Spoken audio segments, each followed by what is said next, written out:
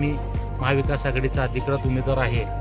जी काय मगाशी झालं ते पेट्या बदलण्याचं ते एक तर लोकप्रतिनिधींना बोलवून त्यांनी जी काय गाड्या आणल्या त्या तसं एक तर पहिल्या मशीन्स इथं असताना त्यांनी दुसऱ्या मशीन्स कुठनं तर आणणं खरंच चुकीचं आहे। एक तर त्यावेळेस त्यांनी सांगायला पाहिजे होतं किंवा दुसरीकडे ते विषय करायला पाहिजे होते। त्यांनी न करता इथं करणं लोकांनी एक तर आपण मिरज सिटीमध्ये आहे आणि सिटीमध्ये इथले लोक सगळे जागृत आहेत।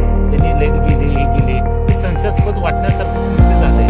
कृत्य न होण्यासाठी त्यांनी दक्षता घेणं गरजेचं होतं प्रशासनानं। कारण एक आता कसं आहे एक तर काल मतदान झालंय मतदान पेट्या इथं आहेत त्यांनी एक तर मशीन्स त्या अजून एक 2 दिवसांना आणायच्या होत्या नाहीतर त्या मशीन दुसऱ्याकडून ठेवायच्या होत्या।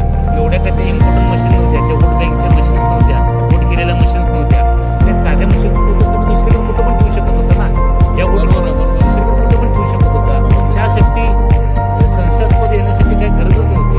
एवढं साधं विचार होता मला ते लक्षात येणं गरजेचं होतं। तर माझ्या अधिकाऱ्यांना अजून सुद्धा विनंती आहे एक तर तुम्ही त्या मशीन आणल्या तर त्या बाहेर जाऊन दे तर तुम्ही सील करून ठेवा। कारण आता बोलल्याप्रमाणे हॅकर सुद्धा येऊ शकतात किंवा त्या मशीन्सला काही होऊ शकतं डिस्टर्ब होऊ शकतं। हे एक इलेक्ट्रॉनिक विषय आहे इलेक्ट्रॉनिक विषय असल्यामुळं कारण त्याला डिस्टर्ब काही करू शकते कुठल्याही प्रकारचं करू शकते। तर माझी एक विनंती आहे तर आता ह्या मशीन्स ज्या आहेत आता जे काय वोट झालेलं आहे त्यांनी काय पब्लिकनं जनतेनं मायबापांनी सगळ्या जनता मायबापांनी जे वोटिंग केलं आहे त्याची काय अतिरिक्त मीटिंग आहे तर आमची मागणी आहे माझी वैयक्तिक तर तुम्ही जे वोट बँक होईलच तर तुमच्या स्लिपा आहेत त्या स्लिपा सुद्धा काउंटिंग झाल्या पाहिजेत।